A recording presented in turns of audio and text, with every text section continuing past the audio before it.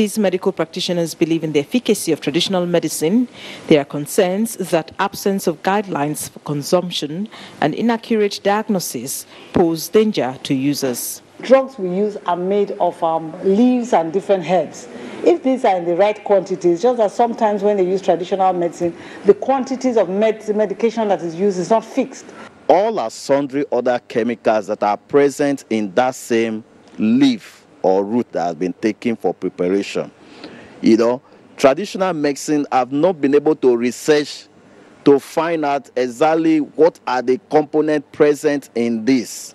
Resolution of these challenges and adequate funding, practitioners in this field of medicine believe will open doors to the potentials of herbal medicine. We need that encouragement from the Bank of Industry or even the World Bank to help us boost our work so that there will be good packaging. The moment the National Assembly passes this law on the practice of traditional medicine in this country, a lot of anomalies in the system will be corrected. Consensus is that it is time for governmental medicine to boost the nation's healthcare system. In Benin, Agatha Egwarojo, NTA News. And that's Benin contribution for now. Let's join Chinyere in Enugu for more on Nationwide. Thank you, Obehi, and welcome to Enugu. The presidential by the presidency to look into the activities of the Special Anti-Robbery Squad (SARS) for South, South, and Southeast has ended its 5-day public hearing in Owerri, the Imo State capital. Nkiru Onyejesi reports that the panel is expected to send its reports and recommendations to the presidency.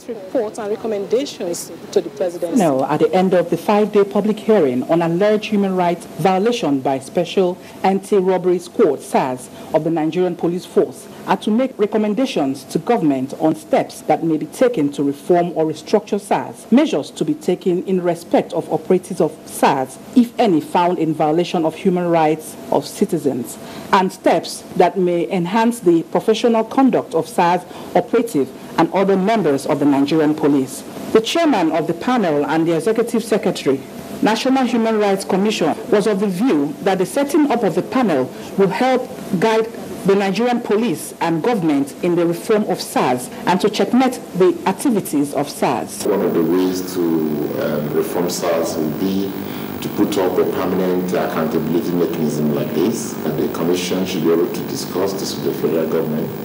I petitioned because my husband was killed by Operations Colombo, and what I actually expect is justice. There were cross-examination sessions for the investigating officers of the Nigerian Police Force and complainants by the panel to enable them conclude their reports. The National Human Rights Commission, in collaboration with Claim Foundation, had earlier this year conducted public hearing in Abuja, Enugu, Owerri, and Port Harcourt. Nkiru Onyejesi, NTA News. As the 2019 general elections draw nearer, supporters of the different political parties have been advised to eschew violence and to play the game by the rules. The advice was given during a rally organized by the All Progressives Congress to officially flag up campaigns for Enugu East Senatorial seat. Susan Eze reports.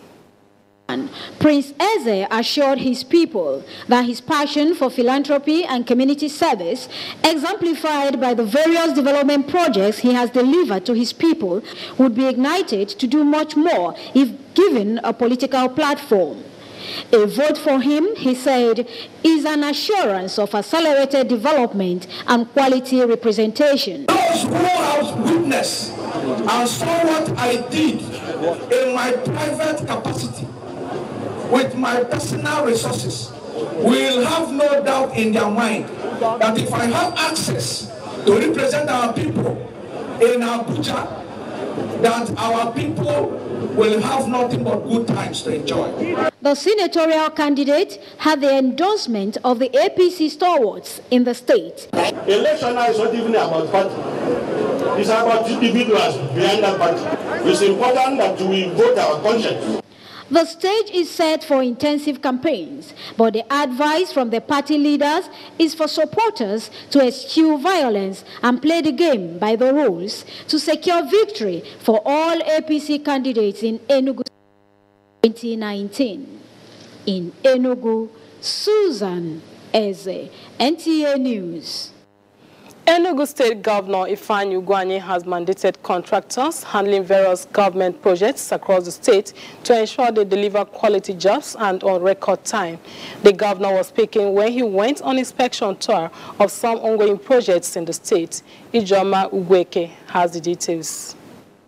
Now, the people of Ogute, Bamte, Igogoro, Ipamodo, Opo and Amaja in Enugu Ibweze North local government area, who are predominantly farmers, lacked motorable roads until the Enugu state government commenced the rehabilitation of the roads.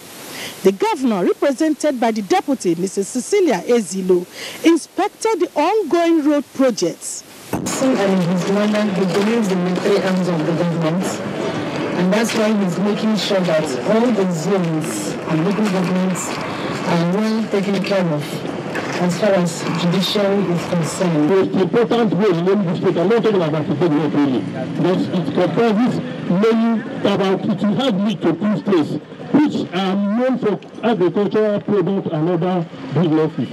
The governor also inspected the Ogute, Umobu, Ete Road, as well as the Magistrate Court building in Ibweze North local government area. With the rehabilitation of the road project, it is expected that the transportation of people from the hinterlands will be a lot easier.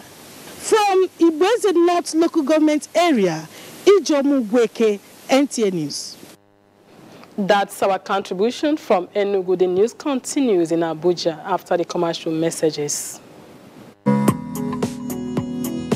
In line with the vision of promoting probity, accountability and transparency in the management of public funds, the Office of the Accountant General of the Federation has unveiled Compendium on Fiscal Rectitude in Government Revenue and Expenditure. The Treasury Journal that we've recently launched dwells largely on the operations of the Treasury, and in particular, the reform initiatives that we drive as the Treasury, namely the Treasury Single Account, the IFSAS implementation, the IPPS, and a host of others. Very incisive and educating. Grab a copy of the Treasury Journal from your vendor and get abreast with financial transactions such as monthly allocations within the federal, states, and local governments, Buhari's transformation policy on the Treasury, inroads to IGR, and many more mixed grilling stories. Remember, the Treasury Journal is a dependable ally for researchers, financial institutions, the academia, and policymakers. Treasury Journal, a fiscal rectitude in managing public funds. The Honorable Minister of Information and Culture, Alhaji Lai Mohammed, cordially invites commissioners for information across the 36 states of the Federation, heads of public information organs, information managers, and other delegates to the 47th National Council on Information with the theme Tackling Fake News and Hate Speech to Enhance Peace and National Unity. Date 11th to 13th December 2018. Arrival and registration of delegates starts by 10 a.m. on Monday, 10th December 2018. Venue, Umaru Musa Yar'Adua Hall, Murtala Mohammed Square, Kaduna. Special guest of honor, Malam Nasiru El-Rufai, Executive Governor of Kaduna State. Deaconess Grace Isugekbe, Permanent Secretary, Federal Minister of Information and Culture, announced. 2019 elections are coming. Do not let yourselves be used by politicians. Do not allow your emotions go haywire. Do not be a tool to cause mayhem. No election matter is worth the destruction of lives and properties. Be wise. Don't be a violent Nigerian youth. Don't get involved in any act of violence. Your future is at stake. Shun violence during elections. This message is from the National Orientation Agency.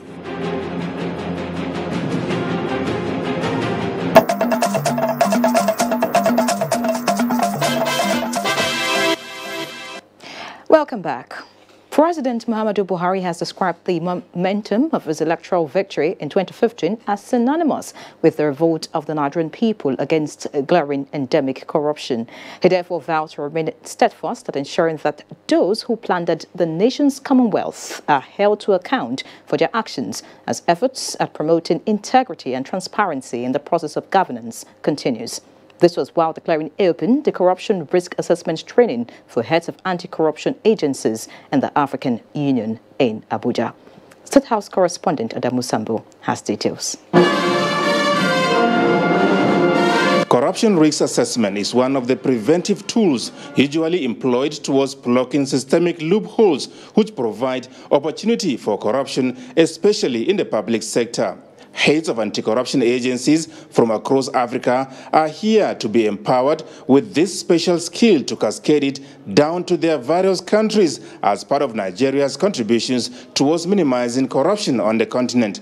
The African Union anti-corruption champion, President Muhammadu Buhari, at whose instance the training program is being held, said it is an opportunity to extend the benefits of the corruption risk assessment methodology already deployed in Nigeria to other African countries.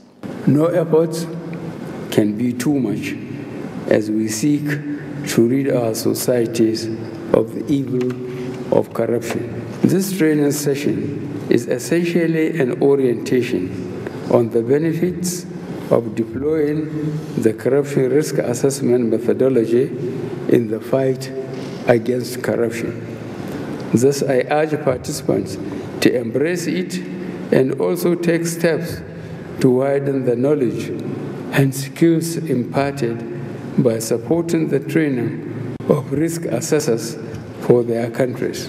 The president described as heartwarming that most of the African countries have already subscribed to not only the United Nations Convention Against Corruption, but also the African Union Convention on Preventing and Combating Corruption. The fight against corruption is a battle for the souls of our different countries, and it is one that we must win.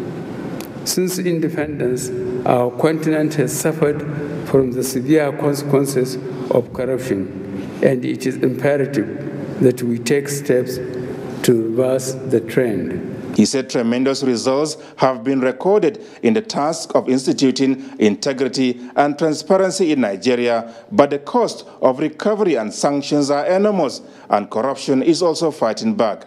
With enormous stolen resources, elements have attempted to compromise law enforcing institutions and pervert the cause of justice.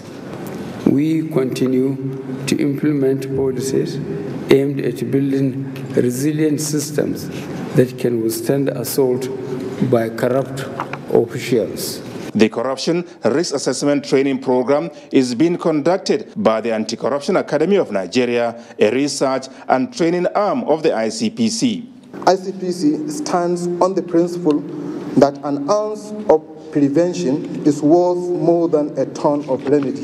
This is against pursuing individuals after the deed is done. The African Union and ECOWAS commissions, as well as the United Nations, delivered messages of goodwill at the event.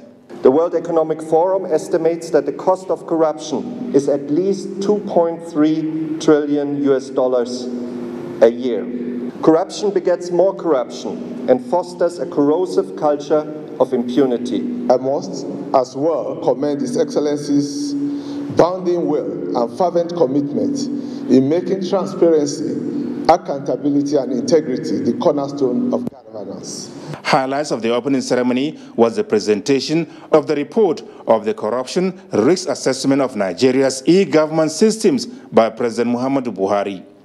From the State House, Adamu Sambo, NTA News. It's now time to talk sports, and Manzi Marcus will feed us. A A major upset was witnessed on day 5 of the National Sports Festival in Abuja as the indoor sports hall in Package B of the National Stadium was thrown into jubilation following the defeat of Africa No. 2 Funke Oshonaike 4-3 in table tennis by Aregbeshola Nimota of Lagos State. The victory takes Nimota to the semi-final of the event at the expense of Oshonaike representing Akwa Ibom State. Another veteran, Shegun Toriola, however, eased into the semi-finals.